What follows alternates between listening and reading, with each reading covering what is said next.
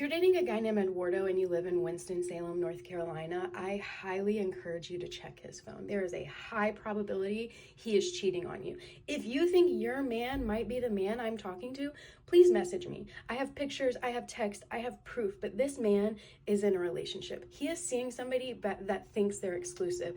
And I have been randomly messaging him at random hours to try to get him caught, but it's not working. I don't have the Facebook group because I'm not in Facebook anymore, so I can't post him in there to get him caught. I don't really know what else to do, but it's pissing me off because I could have him at my house if I wanted to, if I was that type of girl, but I'm not. So I just keep randomly texting him, trying to get him caught, and it's not working because he can easily prevent that when he's with her, right?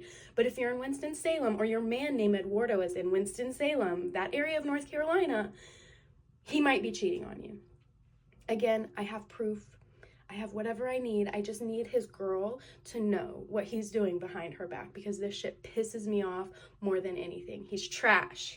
Are We Dating the Same Guy is a real group, and they're all over the place in different cities, all over Canada and the United States. So the whole point of the group is somebody will post a picture of a guy that they're going to go on a date with or they have gone on a date with. And they'll say, hey, is there any tea? And then it doesn't matter if some people say, hey, I've gone on a date with that guy. He was a great guy. He's a great dad. He's a great dude. People that will start making negative comments, based on the photo or just in general. Like, yeah, he did this. He never called me back. This group will keep women safe, I guess. But really, it's just a bunch of toxic women who are slagging men.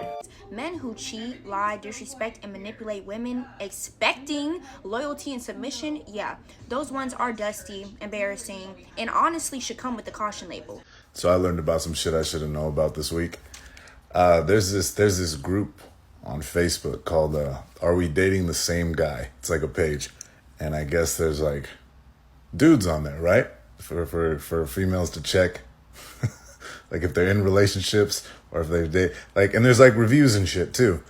Like it's fucked up. It's like Yelp for guys, or it's like Yelp for habitual cheaters, I guess.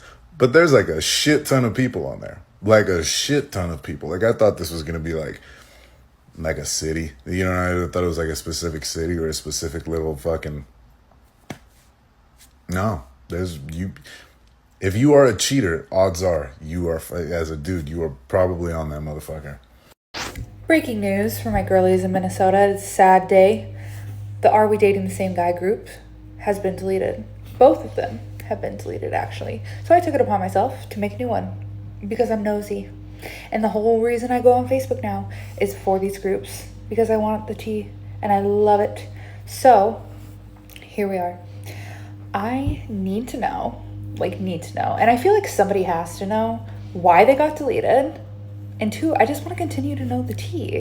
I just think it opens up the space to publicly destroy men, and that can affect their personal lives, their dating in the future, their work. Like, it's just not a good look. It's not good. I'm sorry, but these toxic Facebook groups that Are We Dating the Same Guy, these are just a group of toxic women coming together and disguising gossip for girl power. Now, I'm not giving these men a free pass, like men who are truly crappy and have horrible intentions. However, when did y'all get to become Judge Judy? Putting people's pictures, information about them, accusations. They're not there to defend themselves. And I'm sorry, Jessica from Austin, but last I checked, chemistry, maturity, compatibility, they're not a one-size-fits-all. Just because maybe you weren't a good fit for him, or maybe y'all did not work out, or he did not want you, does not mean that he is not going to be a good fit or a good man for someone else. Like, some of these groups are out here ruining lives. People are losing their jobs, their reputation, all because these women want to seek validation. You're not trying to help other women. You want validation for yourself. And even if a man does do you wrong, that doesn't mean that this person cannot change and that they are not worthy of finding someone good and compatible for them. It just shows that you're bitter. But imagine if the roles were reversed and men were in a Facebook group posting your picture accusations, all the things when you weren't there to defend yourself. Oh my gosh, people would be getting canceled. People would be running in the streets of misogyny. And remember, not every red flag is a man. Sometimes it's a woman waving it. Before you hit post in that Facebook group, let's talk about the legal risks of what you're posting online. When do online posts become actionable? Well, it can be when they become defamatory or when they become tortious in nature. So by definition, for a statement to be defamatory, it needs to be untrue. But tortious comments can also be things that are intended to, for example, interfere with somebody's profession or with the business relationship or with any sort of business deal that they may have going on. Some statements are so damaging that they're considered defamation per se.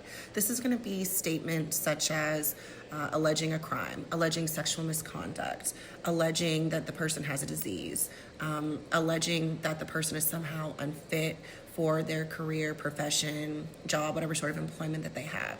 And defamation per se, it always fits into one of these four categories that I've just listed, and damages are presumed, meaning the plaintiff, if you want to bring a case and sue somebody for this, you don't even have to prove that you were damaged. It's just presumed that you were damaged. And some of these statements, especially that last one, can also cross into that tortious interference with the conduct, with a contract claim. And I bring this up today. I think it's important for all of us to be cautious and stop and think before we post things online, because I was just retained personally by a client who was posted in one of these "Are We Dating the Same Guy" Facebook groups. My office contacted the poster with a cease and desist and threatened litigation. And fortunately, the poster removed the commentary from online, but I think it's important to talk about and bring to light, because we should all stop and think before we comment publicly. Could this harm the person's reputation? Could this harm the person's career? Are we certain that these allegations are true? Because if it's any one of those things, you may need an attorney, and not in a good way. So be cautious, be smart, and think before you post. I literally just saw someone post in that group, Are We Dating the Same Guy, that she'd been seeing this guy for 1 year. They slept together this past weekend, and she just found out that he got married today. I mean, there's really no real way to say this, so I'm just going to come out and say it. So I was in a group on Facebook, and it's called Are We Dating the Same Guy?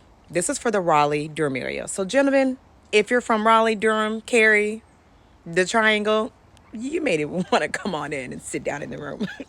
So last night, I'm sitting in there in the group, and I noticed that somebody that I know of was posted in this group. I was just looking at that page that's like, Are We Dating the Same Guy? And first of all, it's fascinating and it's a crazy resource.